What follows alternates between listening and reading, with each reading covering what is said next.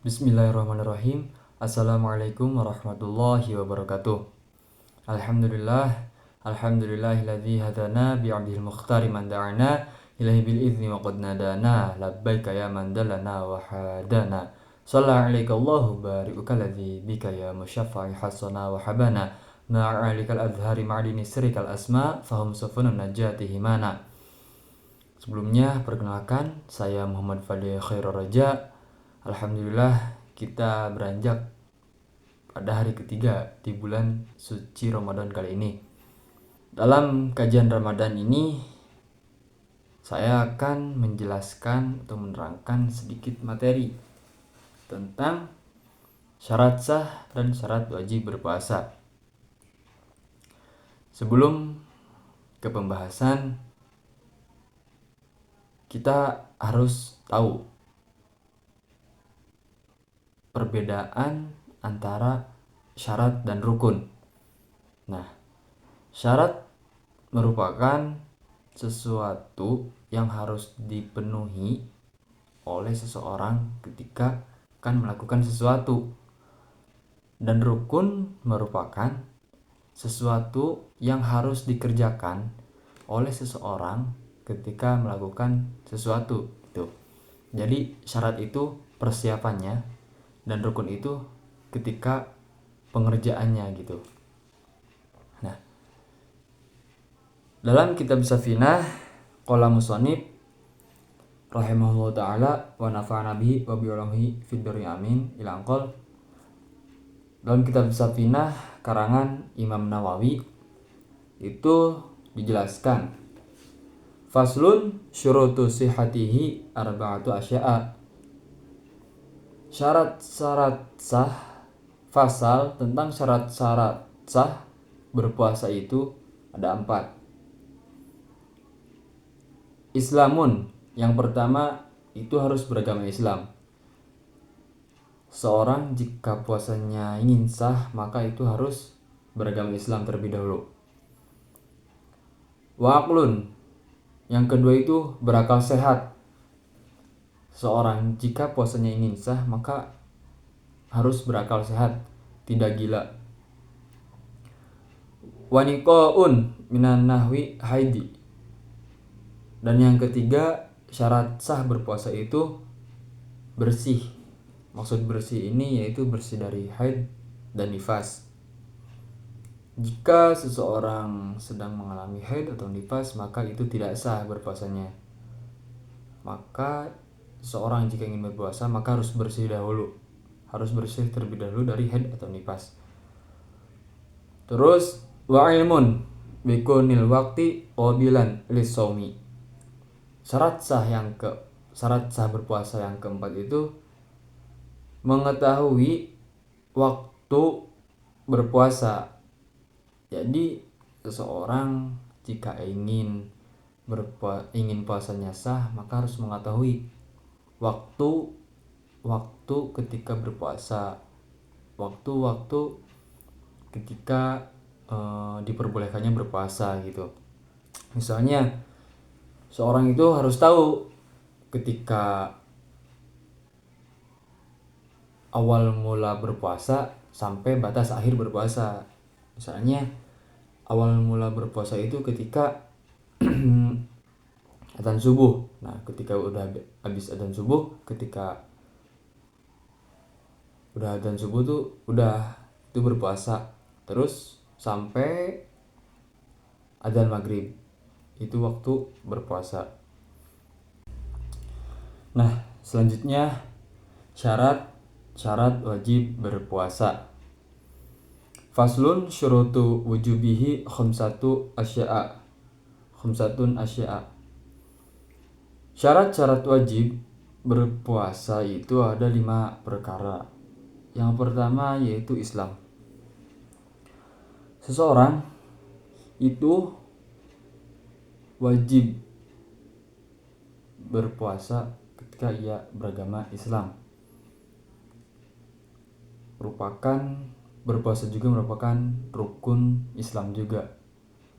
Nah, maka wajib seseorang berpuasa jika ia beragama Islam. Terus yang selanjutnya wataklifu. Taklif. Apa sih taklif? Taklif merupakan seorang muslim yang balik dan berakal. Ketika seseorang muslim tidak balik, belum balik, nah itu tidak diwajibkan untuk berpuasa, tetapi diperbolehkan untuk berpuasa sebagai pembelajaran. Taklif juga di sini didefinisikan sebagai dibebani syariat, artinya muslim yang balik dan berakal. Terus wa yutaqatun, syarat wajib berpuasa yang ketiga itu mampu. Mampu di sini untuk berpuasa baik dari jasmani atau rohani, ia mampu untuk berpuasa, maka itu wajib untuk berpuasa. Terus yang keempat itu wasihatun, seseorang itu sehat, maka wajib berpuasa. Jika seseorang itu sakit, maka tidak diwajibkan untuk berpuasa. Maksud sakit di sini yaitu sakit yang mendatangkan madorot yang sangat, namun tidak berpuasa membuat sakit bertambah parah atau bisa buat binasa, maka wajib tidak berpuasa. Jadi maksud sakit di sini ketika ia udah sakit terus berpuasa, maka puasa sakitnya itu nambah parah, nah itu tidak diwajibkan. Tetapi jika ia sakit tapi tidak menyebabkan akibat yang lebih parah, itu maka tetap wajib berpuasa. Terus yang kelima syarat wajib berpuasa itu wa iqamatun, mukim, tetap. Seseorang jika lagi tetap tidak berperjalanan yang jauh, tidak sedang musafir, maka itu diwajibkan berpuasa. Nah, salah satu uzur yang membolehkan tidak berpuasa itu orang yang sedang musafir dengan ketentuan perjalanannya itu lebih dari 83 km, dengan catatan musafirnya yang mubah, musafirnya yang diperbolehkan oleh Allah, bukan musafir untuk maksiat gitu.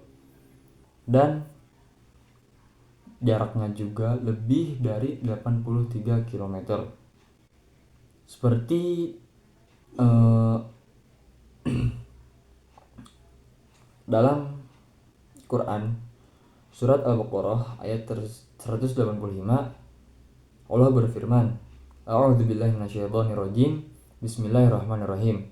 Wa man kana maridun aw ala safarin fa'iddatum min ayyamin ukhra. Dan barang siapa sakit atau dalam perjalanan lalu ia berbuka, maka wajiblah baginya berpuasa sebanyak hari yang ditinggalkannya itu pada hari-hari yang lain. Jadi diperbolehkan untuk seseorang yang sakit, untuk seseorang yang musafir, dengan ketentuan yang tadi sudah disebutkan, boleh untuk tidak berpuasa. Tetapi lain hari harus dikodok, wajib hukumnya untuk mengkodok. Nah, terus selain itu juga orang yang sudah tidak punya kemampuan untuk berpuasa atau tidak mampu berpuasa, itu tercantum dalam ayat surat Al-Baqarah ayat 184. A'udzubillahi minasyaitonirrajim. Bismillahirrahmanirrahim. Walal ladzina yutiqunahu fidyatun ta'amun miskin. Dan wajib bagi orang-orang yang berat menjalankannya jika mereka tidak berpuasa membayar fidyah, yaitu memberi makan orang miskin. Nah, jika seseorang yang tidak mampu berpuasa, maka itu tidak apa-apa untuk tidak berpuasa, tetapi bayarannya itu harus membayar fidyah pada orang, memberi makan kepada orang-orang miskin. Wallahu a'lam bishawab. Mungkin sekian dari saya. Kurang-kurangnya mohon maaf. Wabillahi taufiq wal hidayah. Wassalamualaikum warahmatullahi wabarakatuh.